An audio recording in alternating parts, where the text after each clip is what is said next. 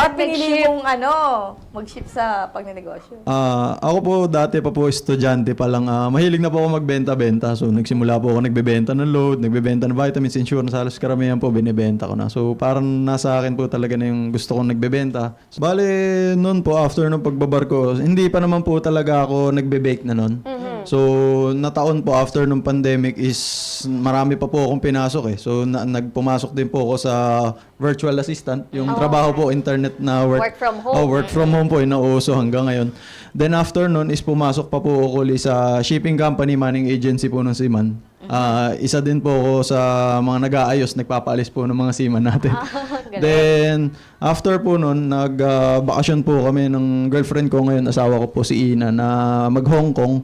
Then mahilig po kami kumain ng mga breads and pastries. May napuntahan po kaming isang bakery doon sa Hong Kong na nag-o-offer siya ng pastries, French breads, artisan breads.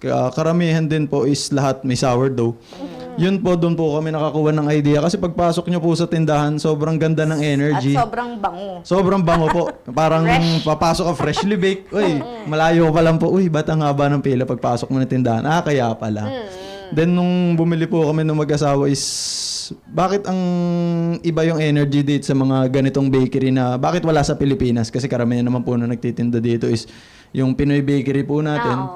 And Tsaka yung mga nagtitinda nito, makikita mo lang sa mga mall. yes, tama po. Na wala po talaga yung parang nasa simpleng store lang po. Kailangan pupunta. Opo. Yun po yung gusto naming iuwi ni Ina na idea na may mga masasarap tayong tinapay na artisan bread na pwede nating ibenta na hindi naman natin kailangan pumunta sa mga mamahaling stall. At saka affordable. At saka affordable po. Na para syempre maabot din po ng kapwa Pinoy natin, matikman nila and ma-enjoy po nila yung hindi lang po puro Pinoy breads. Meron din po tayong kayang gawin ng Pinoy. From Hong Kong, yung idea, dinala nyo sa Pilipinas, ano yung unang bread na nagawa natin? Ang unang bread po na nagawa namin ni Ina is yung pinaka-croissant po, ma'am. Croissant.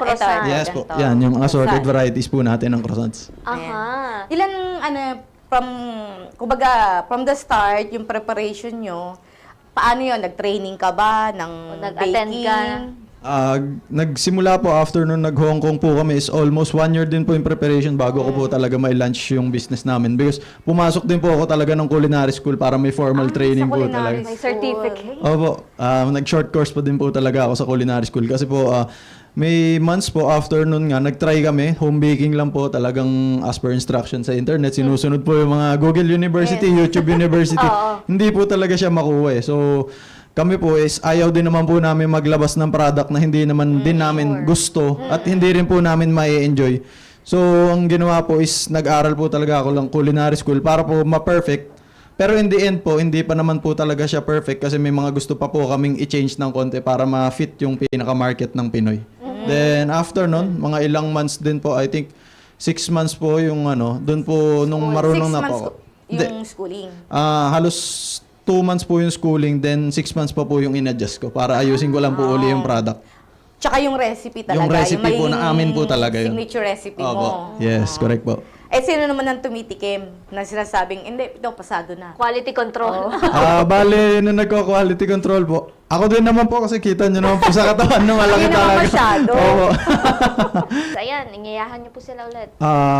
Sa mga mahilig po sa French artisan breads, sa mga sourdough po, please follow and like po sa amin, Layers Baker sa Facebook page and Instagram po namin.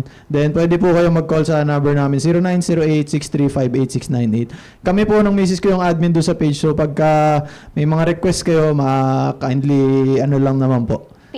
PM lang yan. Sa ano po, gastronomic? Ini-invite po namin sa mga nanonood ngayon and sa mga followers ng Layers Bakers. Invite po kayo namin sa March 21 to 23 Gastronomic Journey sa Ayala Malls, Feliz po. In-organize po to ng Let's Eat Pare and si Sir JR Talavera po. Please come and mag-enjoy po tayo doon, Kita Kits. Marami po tayo doon na participants na vendors, almost 30.